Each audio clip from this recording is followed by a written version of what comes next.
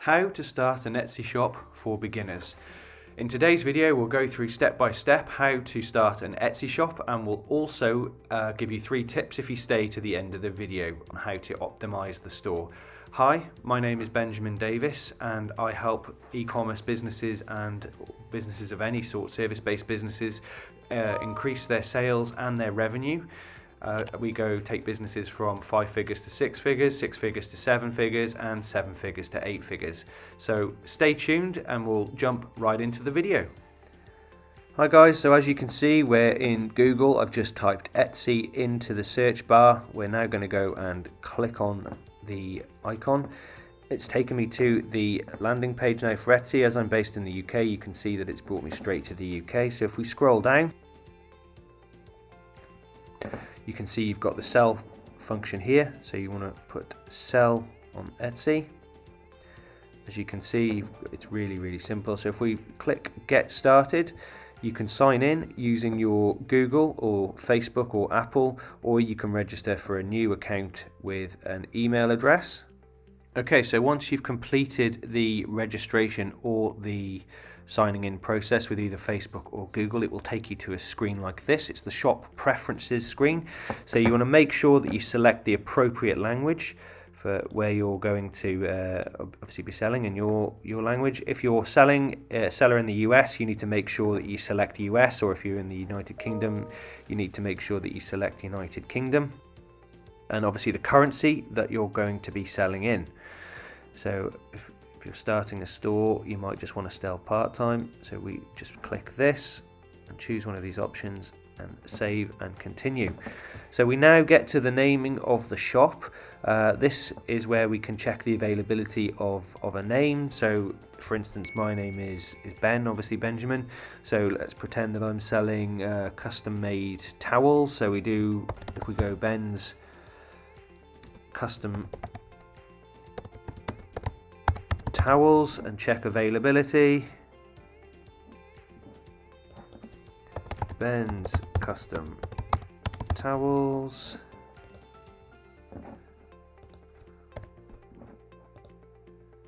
It is available, which is great. So once you've got the name of your shop, you want to save and continue. In my opinion, you need to have the name of the shop, have it oriented to specifically your target market or the product or products that you're selling. So we'll hit save and continue on that. Okay, so this now is where you get to stock your shop. I know Etsy recommends that you have to have at least 10 items, but the main thing is that you have 1 item, obviously, to start selling, and you have to add at least 1 image to your item, to your store. So if we just go through and add a photo, I'll just pick any photo if I can find one. Let's just have a look. I'll just use my logo for my clients consulting. Right, so pretend this is obviously your product image.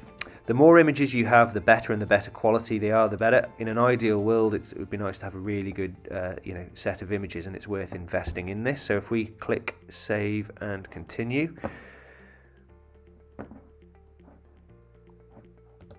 just enter the details. It'd be really great if you can add a video as well, as I said, so it really does give the buyers the experience. So if we just go Ben's custom towel design, and then who made it, whether you made it, a member of your shop, and then what is it, and it's a finished product, and when did we make it. We make them to order because obviously in this scenario they're custom made towels. You need to select the category also and have a really good description. Custom towel, and that gives you home and living, bathroom and bath towels. Gives you the section. So the primary colours, that you'll be selling it in, or it will be available in. So we'll go with grey on this one. You can complete the rest of them, the size, the celebration. It's worth, if it's an occasion, you can have them for birthdays and christenings and whatever else. So we've got renewal option here. Each renewal lasts for 4 months or until the listing sells out. So if you want to do, if it's a custom made order, then you might do manual renew, so you renew the listings yourself. But if you have like a generic product, you've made a batch of 5 or 10 or 100, then you can put that on automatic renewal. Write a description here, so it's really worth having a really well written description. I'm just putting anything in the box now. If we hit the save and continue, I've missed a field by the looks of it.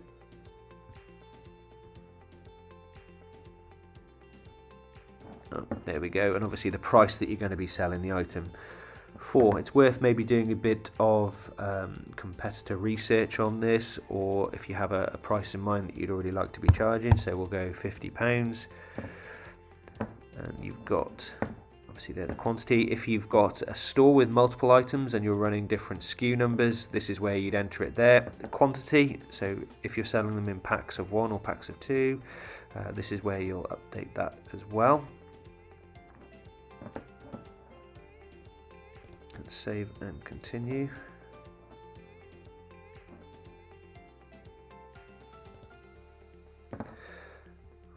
What else have I missed here?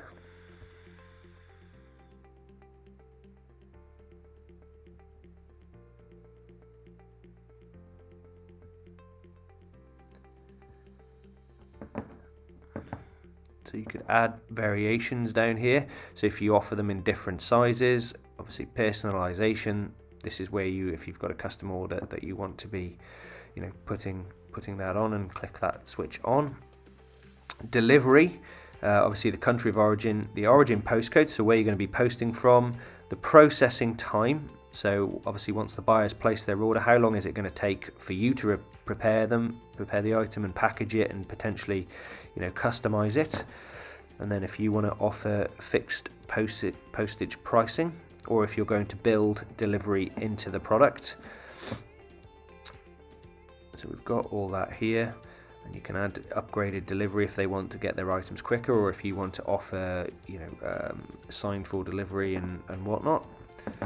So if we go,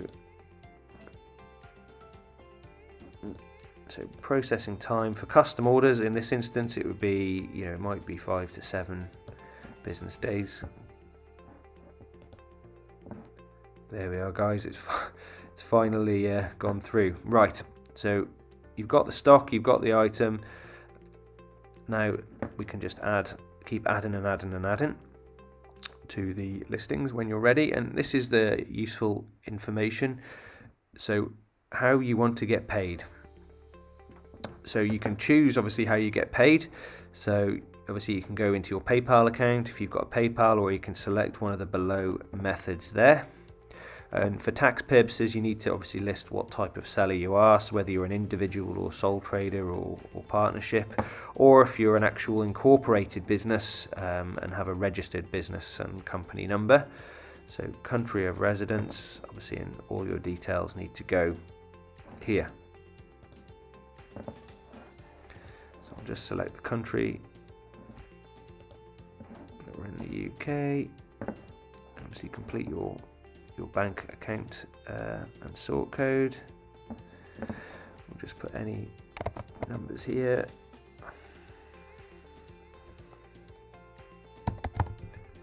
There we are, phone number, just any numbers there. But you need to complete all these fields, obviously.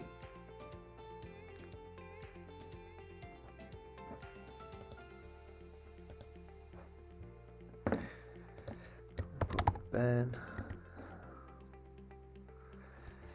Last name, obviously my last name is Davis. I'll just pick any month.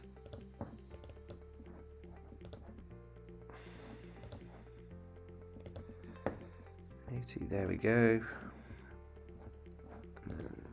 Pick whichever your bank is. So in the UK, obviously one of the main banks is HSBC, and we'll just put a fake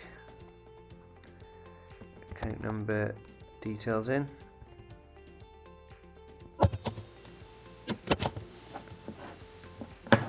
And account number, it's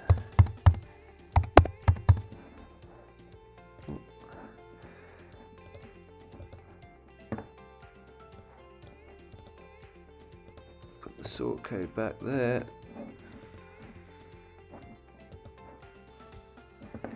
Country of residence, you need to list your country of residence. So mine is obviously in the UK. Let's save.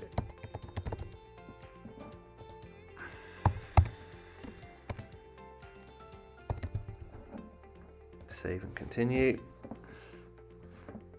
Could not save your identity information. So we'll just complete this screen and then we'll come straight back. So once you've completed all your sensitive information, so your bank account and all your address and everything, it will take you to a screen that looks like this. So this is basically your shop, Ben's Custom Towels in this instance. It's obviously looking a little bit blank because of the image. I haven't uploaded any more images, but obviously you can see here that I'm the owner. But it's worth noting that when you list items as well, there is a small listing fee, and obviously when you're selling items, there's a small transaction selling fee with a 3% charge on that.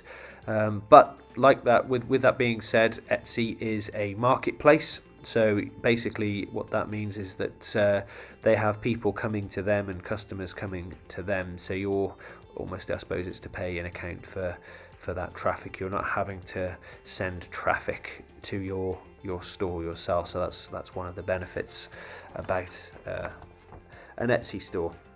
Right guys, I hope you enjoyed that video. If you have any more questions, please pop them in the comments below and I'll do my best to answer them. Obviously I couldn't keep the payment details and the address details in there, so once you've done that, your store will be active.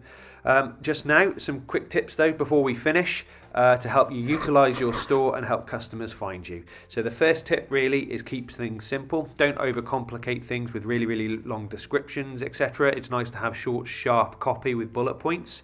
The next thing is to niche down. So in this instance, on the example Ben's Custom Towels, I would do Ben's Custom Towels for newborn babies, and then you could have colors there and obviously personalization. So you're niching down within a niche. Now what that does is that will help you target a more select visitor, so you're not going to stand out amongst the sea of other sellers. You're really getting very specific on who your potential customers are and who you want to buy your product. The next tip we have is to create a story. So when you're filling out your about me and about your shop, it would be nice to include a little bit of information about you, why you like doing what you're doing and creating to it, and the story behind that and attached to that. That's really useful. If a lot of big brands tend to have stories attached to them, and that creates it builds emotion between the customer and the seller, and you're more likely to get a sale. Next tip is to utilize tags and to utilize keywords again when we get to niching down. So keywords that you want to do are newborn and baby and so on. If you've got items that are specific to holidays, for instance, you could put those in, like Christmas or Valentine's Day. Again, when customers are searching within the Etsy shop, it will help bring your item up within the results. And the last tip is to really get some good quality images and some good quality item descriptions. But as I mentioned when I was going through the demonstration, it's nice to also get video if you can as well.